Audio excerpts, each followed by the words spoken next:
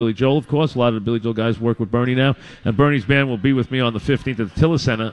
Richie will be there. As a matter of fact, the band will be there. Bernie will be there. He's bringing that Richie Canada and the All-Star Band there that night. Bernie will be one of the guests, and his band will play throughout the show.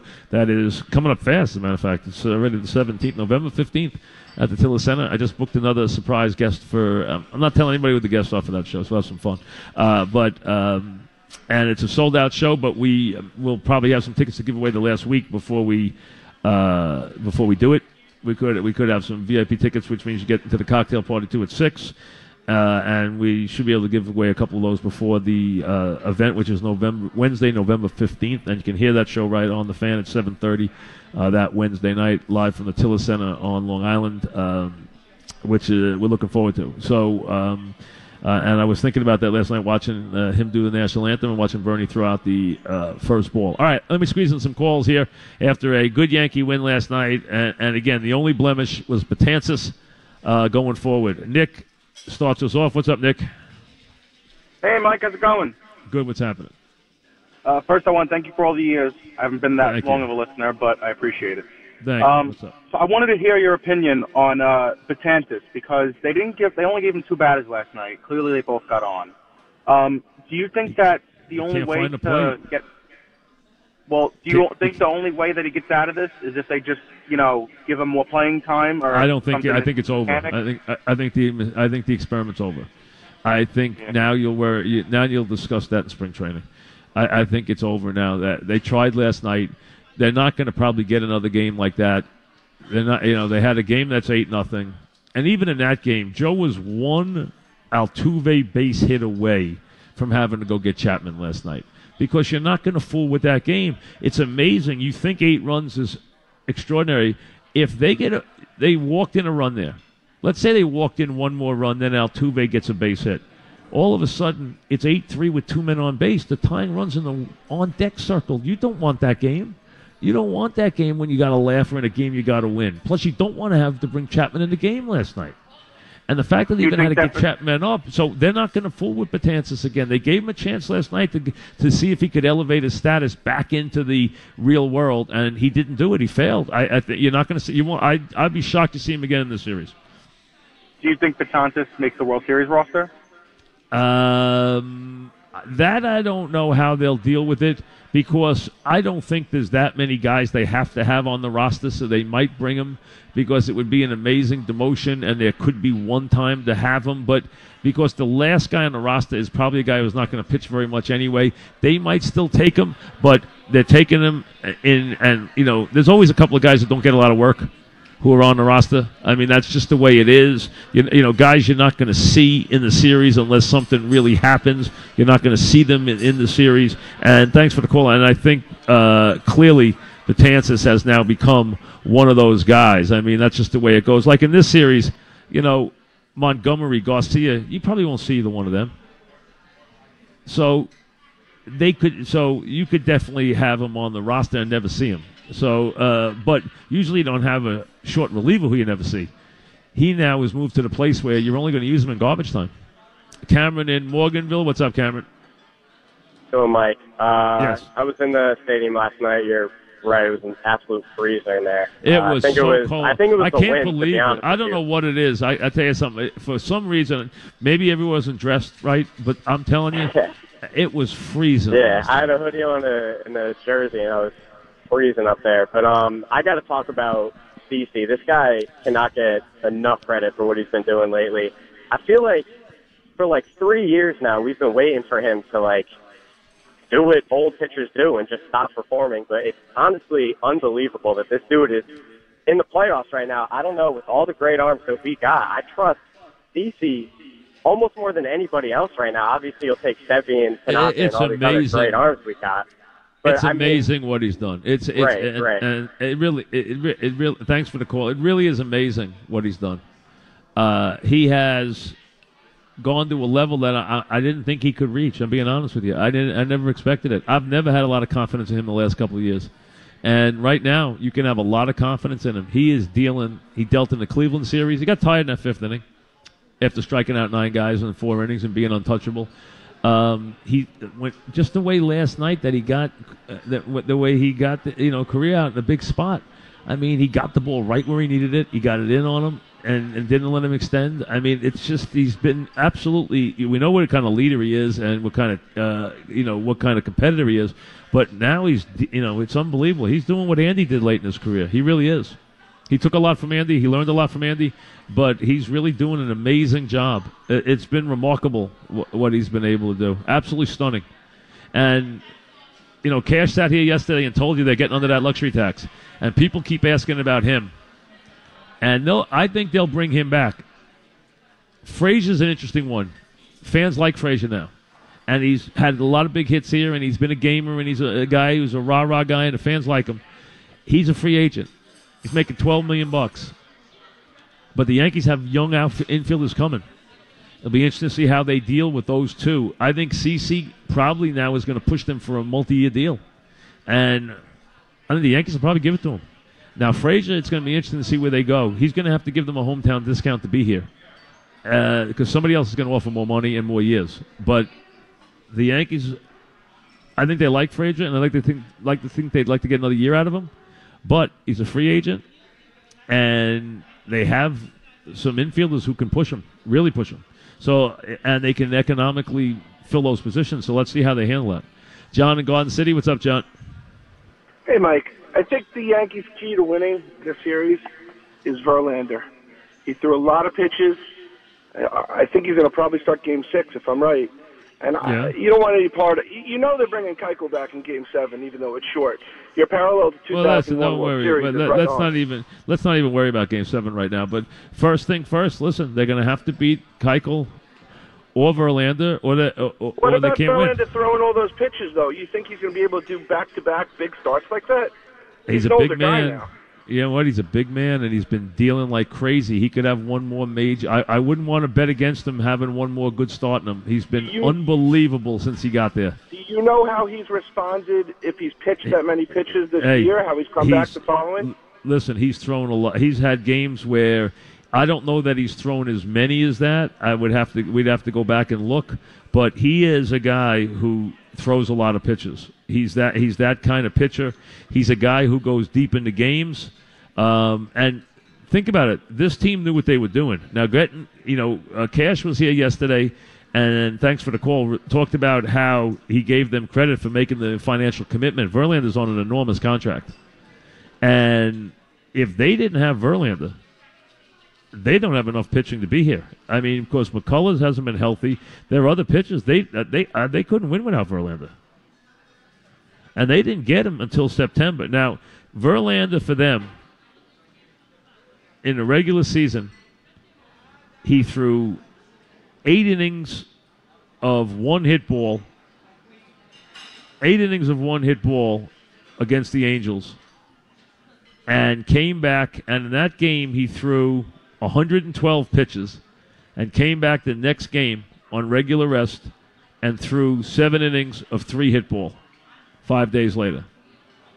So there's a day. I mean, I'll give you his pitches in September. He threw 103, 112, 100, 99, and 110. He throws a lot of pitches every game. So, and if you go back, 107, 113, 114, 112, 104, 108, 198, 112. He throws a lot of pitches all the time. Dom and Dumont, what's up, Dom? Let me tell you, last night's game was just absolutely incredible, electric. There's no better feeling than postseason baseball in October. You made a great analogy with the Astros, the Diamondbacks. I agree with you 100%. They do sound like the Arizona Diamondbacks, the Astros. The Yankees couldn't beat those guys. They didn't beat them. I know, yeah. It was a great 7-game series and probably one of the greatest World Series ever played. Well, listen, it was a heartbreaking one. The Yankees had the lead in the last inning and lost it in Game 7. But, Schilling also pitched a tremendous game that night, in that game. Yeah. About Betances, I think that's the last we've seen of him as a Yankee. The guy's a former shell of himself. And I think also what the arbitration case in the beginning, I mean, we look at it from the very beginning. That can affect a pitcher. I know the arbitration case, I know he wasn't happy and whatnot, but at the same time, the Yankees have done, at this point, they've done everything right. They went for it, and you know what? Kudos to them. Mike, I got to tell you, I thought they were going to win 75 games this year. I was telling my cousin last night. It's a great series. I hope they win this series. I hope they go to the World Series and win one, and thanks for the call. Thank you. Felix in Bridgeport. What's up, Felix? How you doing, Mike? Good, Felix. What's up? Houston's supposed to have this big-time offense, and besides Altuve and Carrera, nobody's hitting. No, they have not hit in this series. You're absolutely right. The Yankee pitching has done a very good job, and now if you look at it, 3 games, you say, okay, nobody hit the first 2 games. They win a couple of 2-1 games, but you're right that nobody in that lineup, and last night they finally shut down Altuve. You look at their numbers through 3 games, and in their lineup, after 3 games, they don't have guys who are flaunting any big numbers. That's for sure. And thanks for the call. It's a very good point. Go down the list. In this series, Springer, Bregman, none of these guys have done anything. They each had 1 hit last night. The bottom of the order, nothing. Last night, Altuve 0 for 4, Correa 1 for 4. But Altuve, Correa, Gurriel hit in the first 2 games. Last night they went 1 for 12. For the series, they have not hit. They get 4 hits last night. They get, in game 2, they had 5 hits. And in game 1, they had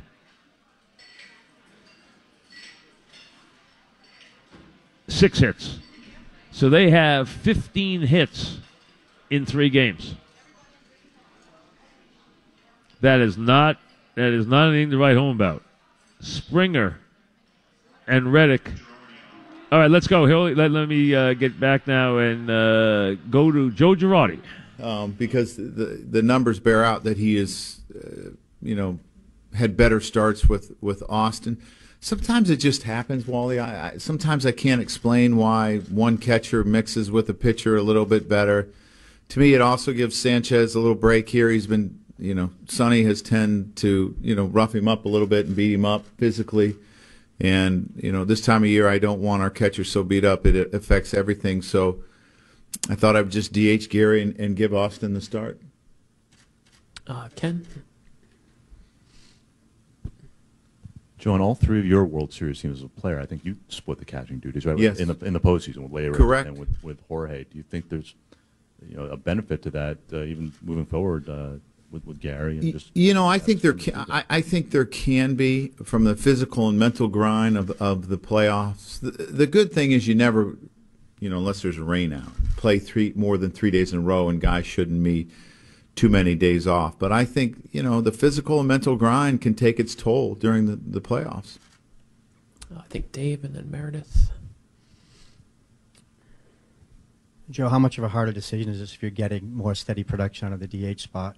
I would think that you... What was the first part? How much harder of a decision is it to go with Roma behind the plate and change it up if you're getting more steady production out of the DH? Yeah, I mean, it's not...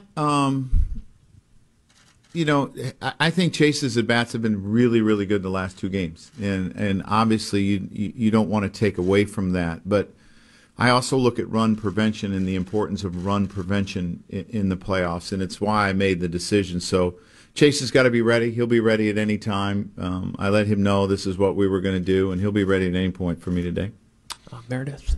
Joe, I know Sonny pitched the sim game, but it's been a while since he's been out there on the mound in an actual game. What are some of the potential challenges for a guy that's had a long layoff? Well, you worry about command. That's what you worry about. The sharpness, and if he's able to locate is the thing that you worry about when a guy hasn't been out there for a while. And you worry about the emotions being pumped up today and maybe overthrowing. So we'll have to watch that too. In the 4th row, Dave. Joe, the Astros are known as a team that incorporates analytics in their decision-making process pretty heavily. Your team isn't really seen that way. Should you be? Well, then you don't pay attention to our team. Our analytics department is probably bigger than any analytical department in baseball, and we use it a lot. So, and obviously we take the information they give us and we decipher it. So it's really important to us, too. To your right, Joe. Joe, do you have Canley available today? I'm not sure. I think Dan has a question in the first row, and then Andrew right here. For Austin having not played in over 2 weeks, is there an adjustment for him as well? Just getting back into a routine or the thing is he's used to not playing every day, and he got at bats in that sim game too. I made sure he had at bats because I was looking towards this day and knew that this day was coming. So I think he'll be sharp. And when you put that game together, did you know you were going to do this, or is it at all based on Gary's struggles? I had someone tell me earlier they should have picked up on it. To your left, Joe. Andrew. Joe, I'm going to get you a hard one now since you gave us away that I said that. Why didn't you do this in the ALDS? Well, I Gary had a couple good starts with Sonny, but I looked at it. I looked at the game in the ALDS, and how beat up Gary got, and Sonny struggled a little bit, so I decided to make a change. Wally. Joe, if you don't mind, a question about Betances from last night. Yeah. Was there any value in an eight-run game to leaving him in and allowing him to work through that, or was it? At this point, it's a confidence thing. It looks like. Right. Yeah.